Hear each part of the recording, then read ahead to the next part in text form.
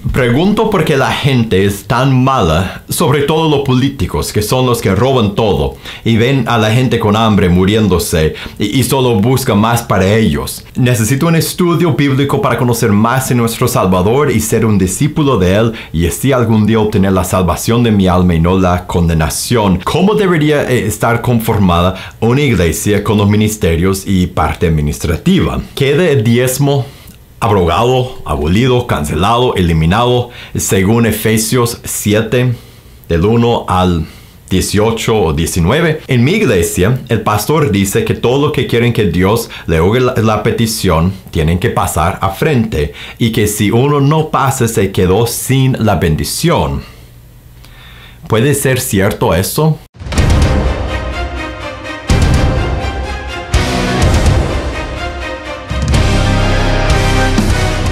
Hola, bienvenido a pazcondios.com. Mi nombre es Felipe y este es otro episodio de conversaciones sobre el liderazgo y la iglesia.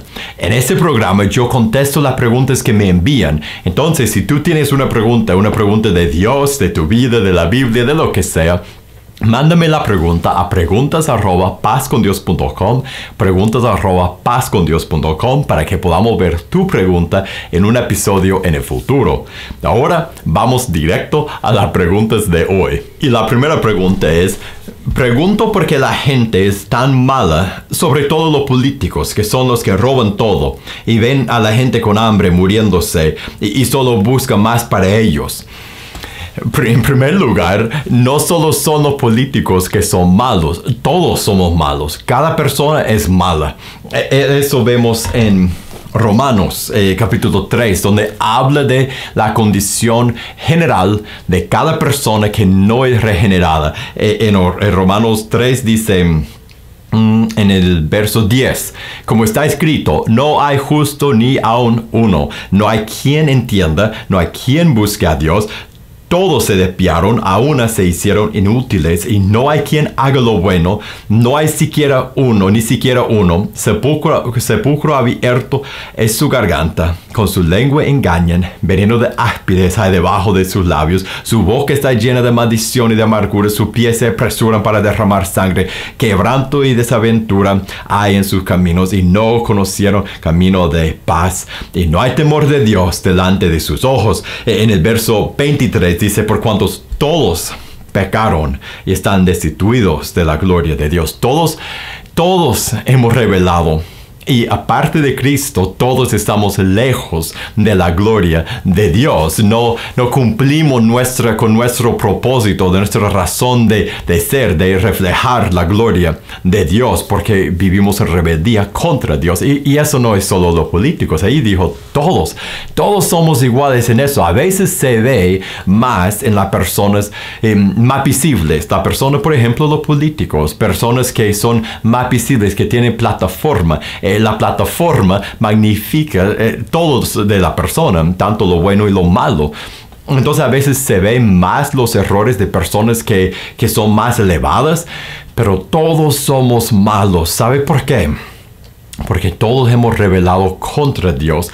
Todos hemos seguido al pecado de Lucifer, el gran arcángel que dijo, voy a subir mi trono aparte del trono de Dios, sobre el trono de Dios. Yo voy a ser Dios. En otras palabras, el arcángel Lucifer que se rebeló contra Dios, y con él la tercera parte de los ángeles en los cielos, y fueron arrojados de los cielos. Y el pecado de ellos, el pecado de Adán y Eva, es el mismo pecado que vio Eva cuando comió el fruto en el jardín de Edén. En Génesis capítulo 3, verso, si no me equivoco, verso 5. Vamos a leerlo. Cuando es la serpiente, en el verso 4, dijo a la mujer, no morirán cuando comen de fruto que Dios había dicho, no comerán de ese árbol, de fruto de ese árbol, sino que sabe Dios que el día que comen de él, serán abiertos sus ojos y serán como Dios, sabiendo el bien y el mal. Entonces Eva y Adán vieron, creyeron la mentira de Satanás, que ellos podrían ser como Dios, y ellos desobedecieron a Dios verdadero, y por rebelarse contra él, ellos querían tomar su trono, querían ser su propio Dios, querían ser como Dios, y es exactamente lo que todos hacemos cuando nosotros nos rebelamos contra Dios, cuando desobedecemos a nuestro Creador. Estamos diciendo con nuestras acciones y con nuestras palabras y nuestras actitudes, estamos diciendo: yo quiero ser mi propio jefe, yo quiero ser Dios, yo quiero ser el Dios de mi pequeño mundo. Y por esa razón, desde Lucifer, Adán y Eva, y a nosotros, esa rebeldía, ese deseo de ser nuestro propio jefe, de ser nuestro propio Dios, eso es lo que está en el centro del corazón de cada persona no regenerada, cada persona no nueva, cada persona que no está en Cristo. Y es por eso que somos malos. Y la buena noticia del Evangelio es que en Jesús Dios transforma nuestro corazón. Ezequiel 36 dice que nos quita el corazón de piedra y nos da un corazón de carne. Nos hace nacer de nuevo, nos hace ser regenerados, nos traslade del reino de la oscuridad, de las tinieblas, al reino de su luz admirable. El reino de Jesús nos pone en su familia, nos perdona, nos hace ser nuevas personas. Tenemos que nacer de nuevo para entrar en el reino de los cielos. Y cuando te arrepientes y cuando te bautizas y te entregas a Jesús, naces de nuevo. Ya eres una nueva persona. Y en ese momento Dios te hace nuevo y te hace su hijo y te perdona. Y esa es la buena noticia del Evangelio. Solo Dios puede cambiar el corazón, y todos somos malos porque todos queremos ser nuestro propio Dios, como Adán y Eva y como Lucifer. Por eso la gente es tan mala. Y la próxima pregunta es: necesito un estudio bíblico para conocer más de nuestro Salvador y ser un discípulo de Él, y así algún día obtener la salvación de mi alma y no la condenación. Excelente pregunta. Es la mejor pregunta del mundo. ¿Cómo puedo conocer a Dios y ser su hijo y seguir a Cristo? Quiero recomendarte, me gustaría estudiar contigo en persona, pero por la distancia no se puede. Entonces déjeme hacer eso. Déjeme recomendar que leas dos libros de estudio que yo he escrito. Son gratis, lo puedes conseguir el libro electrónico en pazcondios.com, en el sitio nuestro donde puedes descargar toda clase de recursos. Pero te voy a recomendar que vayas a buscar libros, y después en los libros, primero, quiero paz con Dios. Y eso te va a enseñar cómo llegar a tener una relación con Dios. Y cuando llegues al momento de tomar tu decisión, dos cosas. Te voy a pedir que busques a una iglesia bíblica de sana doctrina, donde puedes arrepentirte y bautizarte. Y hacer las dos cosas al mismo tiempo, arrepentirte y bautizarte, así sellar tu decisión de ser hijo de Dios. Y te voy a pedir, si recuerdas eso cuando lo haces, cuando llegas a ese momento, me gustaría saber de esa decisión que tomaste. Entonces, si podrías mandarme otro mensaje y para que nosotros podamos compartir en tu gozo. Y después busca ahí mismo en pazcondios.com, en los libros, busca el libro Sígueme, porque este libro contesta tu segunda pregunta de cómo llegar a ser un seguidor de Jesús. Y ese libro explica cómo uno puede seguir a Jesús y entregarse a cumplir con el compromiso inicial de entregarse a Jesús, de ser su discípulo. Ok, Sígueme describe cómo uno puede cumplir con ese compromiso y vivir su vida como un discípulo del Maestro. Entonces busca esos dos libros, Quiero Paz con Dios y Sígueme, en pazcondios.com. Los dos libros, la descarga de los dos libros electrónicos es gratis. Léenlos y que Dios te bendiga. Y la próxima pregunta entró por un comentario en YouTube, en un video. Y la pregunta es: ¿cómo debería estar conformada una iglesia con los ministerios y parte administrativa? Y yo voy a contestar, hay muchas respuestas a esa pregunta, pero mejor contesto de lo que vemos en la palabra de Dios. En primer lugar, empezamos con el liderazgo, por lo que vemos en 1 de Timoteo capítulo 3, en 1 de Timoteo capítulo 1, en Tito capítulo 1, lo que podemos ver y también en 1 de Pedro capítulo 5 y en el libro de Hechos, cuando Pablo va y visita a los ancianos y va a instalar ancianos en las iglesias que ha establecido. Lo que podemos agarrar y aprender de ese ejemplo y las instrucciones es que en una iglesia establecida hay liderazgo, hay dos clases de liderazgo formal. Hay ancianos o pastores o obispos, son sinónimos en la Biblia, son diferentes palabras que se usan en la palabra de Dios para hablar del mismo grupo de hombres, de líderes principales de la iglesia, los ancianos o pastores de la iglesia. Ese es un grupo. Y hay diáconos. Y en una iglesia establecida, por lo que vemos en el Nuevo Testamento, siempre hablan de los pastores o ancianos en el plural, o sea que siempre es más de uno, y son hombres, según la palabra de Dios en 1 Timoteo 3, y son los líderes principales de la iglesia. 1 de Timoteo 5 habla de ellos. Son los que se encargan de la enseñanza, de la predicación. Son los que guían, tienen la visión y son los que tienen la guía de sabiduría en la iglesia. Son los ancianos y los pastores los que guían con sabiduría a la congregación. Los líderes principales de la iglesia son los principales en predicar la palabra de Dios en la congregación y son los que dirigen a la congregación. Y después hay diáconos, y los diáconos son siervos, pero por lo que vemos en 1 de Timoteo 3, son puestos de servicio. Entonces esto da de entender en mi interpretación que los diáconos no solo son siervos, son líderes de siervos, o líderes de áreas de trabajo, tienen diferentes responsabilidades formales de trabajo, de servicio en la congregación. Y los ancianos o pastores y los diáconos son instalados, y cuando una iglesia tiene una pluralidad de ancianos o pastores y de diáconos, es una iglesia establecida con liderazgo espiritual, con el liderazgo bíblico según la palabra de Dios.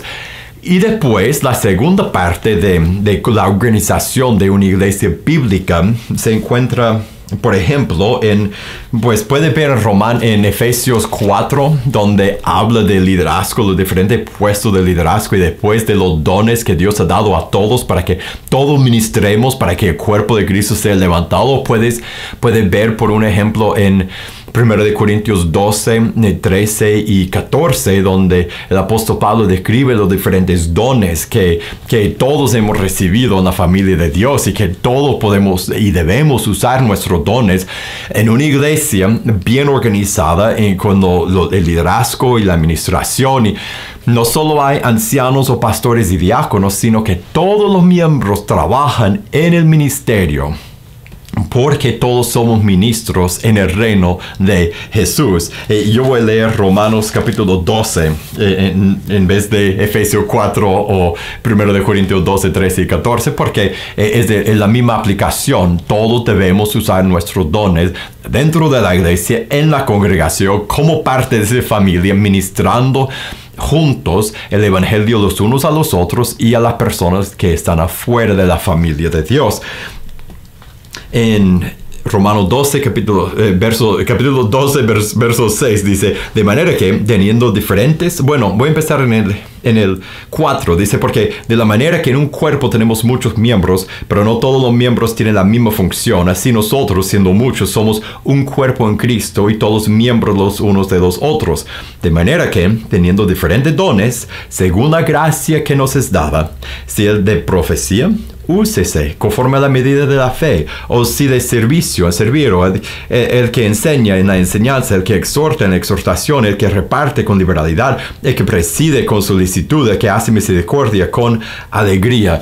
Todos, en una iglesia bien organizada, todos debemos usar nuestros dones para la gloria de Dios y para el servicio de nuestros hermanos y para la expansión del reino, para predicar el evangelio a los que están afuera. Y la próxima pregunta: ¿queda el diezmo abrogado, abolido, cancelado, eliminado según Efesios 7, del 1 al 18 o 19? Pues he hablado en otros videos del diezmo y las ofrendas y la generosidad y lo que uno debe proveer para el reino de Dios y para la generosidad con personas con necesidad. Y te invito a que busques esos videos en ese canal. Hay varios videos en que hablo de diezmo y las ofrendas. Pero tú, en cuanto a tu pregunta, es excelente la pregunta. Ahí en ese capítulo habla de diezmo.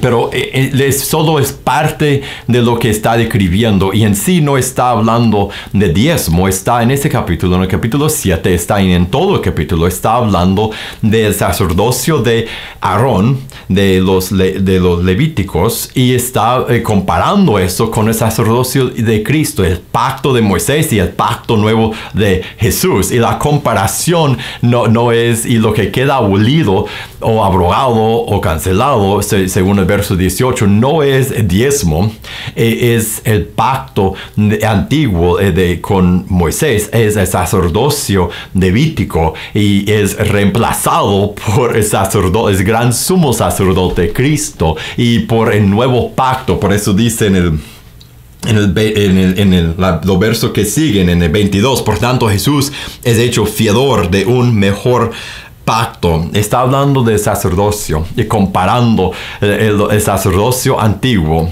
con el sacerdocio de Jesús. Y en ese capítulo y en el resto del libro, el propósito de ese libro es de levantar la majestad de Cristo y de ponerlo, de demostrar lo supremo que es Cristo, comparado con todo lo que vino antes. Y todo lo que vino antes era una sombra, y la realidad se encuentra en Jesús. Y qué bendición, qué privilegio que nosotros hoy día podemos ser parte del nuevo pacto en Cristo, y podemos tener un sumo sacerdote, un gran sumo sacerdote entre nosotros, y Dios que intercede siempre por nosotros. Y la próxima pregunta: en mi iglesia, el pastor dice que todo lo que quieren que Dios le oiga la petición, tienen que pasar a frente, y que si uno no pasa, se quedó sin la bendición. ¿Puede ser cierto eso? No es cierto. Es fácil que para nosotros los hombres ponernos en el lugar de Dios. Todos, este tiene que ver con la primera pregunta. Todos que tenemos en nuestro corazón el deseo de ser el pequeño Dios de nuestro mundo, y a veces nosotros nos ponemos entre otras personas y Dios, y tratamos de ser como su sacerdote o su camino a Dios, y en realidad eso no es cierto, no puede ser cierto. Recuerda lo que dijo Jesús. Voy a leer de Juan 14, verso 6. Jesús le dijo: yo soy el camino, y la verdad y la vida. Nadie viene al Padre sino por mí. Lo que nosotros podemos hacer como personas es leer aquí y decir, si eso dice que si no has hecho tal cosa, por ejemplo, si no te has entregado a Jesús por arrepentirte y bautizarte, Hechos 2:38, que no has recibido perdón y el don del Espíritu Santo, uno puede decir eso porque lo dice en la palabra, pero en ninguna parte de la Biblia dice que para que Dios le oiga la petición tienes que orar en la iglesia, en la congregación, en el edificio de la iglesia. Tampoco dice que uno tiene que ir al frente para ser escuchado, oído por Dios, o para recibir una bendición. Eso no es bíblico. Entonces te animo a que uno busca todo en la palabra de Dios.